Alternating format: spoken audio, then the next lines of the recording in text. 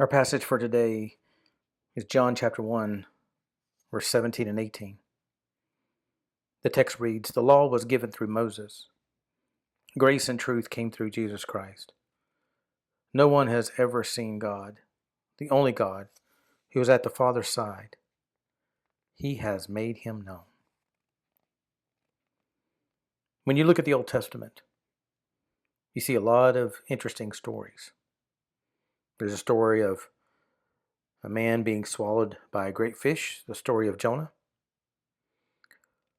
the story of a flood that, in a sense, rebooted the earth, Noah's flood, or the flood that happened during the time of Noah. There are plenty of stories.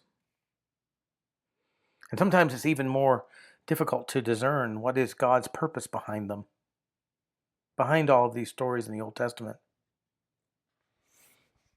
Take the story of the fish. God wants to save a sinful people from a Gentile area, a pagan area, known as the city of Nineveh. But Jonah, the one that is supposed to go and preach the message, doesn't want to do it. And he tries to go in the opposite direction. Well, that doesn't work out well. He's thrown overboard on the boat in which he was trying to escape on, and a big fish swallows him up. Some kind of sea monster, big creature. And for 3 days and nights, Jonah's in the belly of that beast. He's in the belly of that big fish.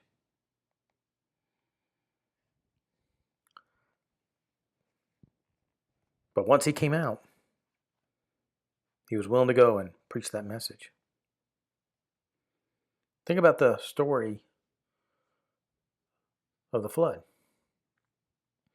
God tells Noah to build a big boat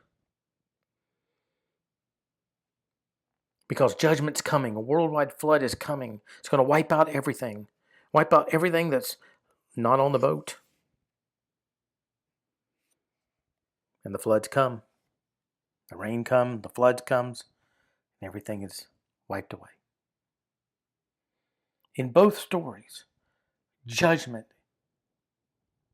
is being preached. And God's judgment is being exemplified. Judgment on Noah, because he didn't want to go and preach the message. Judgment is spared for the Ninevites because they repented. The flood comes over the earth, and that's a picture of God wiping out all the wicked who were living at that time. Only Noah and his family, like I said, were saved from the flood. You see, humanity has rebelled against God. Jesus would liken what he's about to do, dying and rising again on the third day, to what happened with Jonah in the belly of the fish. Just as Jonah was in the belly of the fish for 3 days and 3 nights, so would Jesus be in the heart of the earth.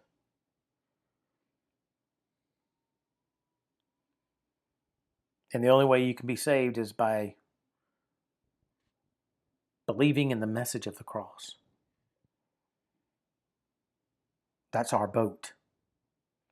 You see, Jesus is the redemption that we need. He provides the redemption that we need. When the law came to Moses and he laid it down, he wrote it down what God had revealed. It was to tell everyone, for the purpose of the law was to announce to everyone that they are sinners. But the law could not save you. Only salvation could come through the promised Messiah, and that is Jesus Christ. And he comes into this world.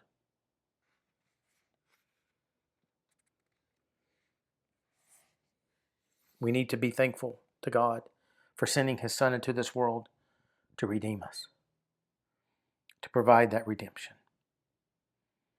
As you would read the Gospels, you see the life of Christ, and you see it culminates in his death and resurrection. Because only by the way of the cross and by the way of resurrection can we have redemption. Can we experience salvation?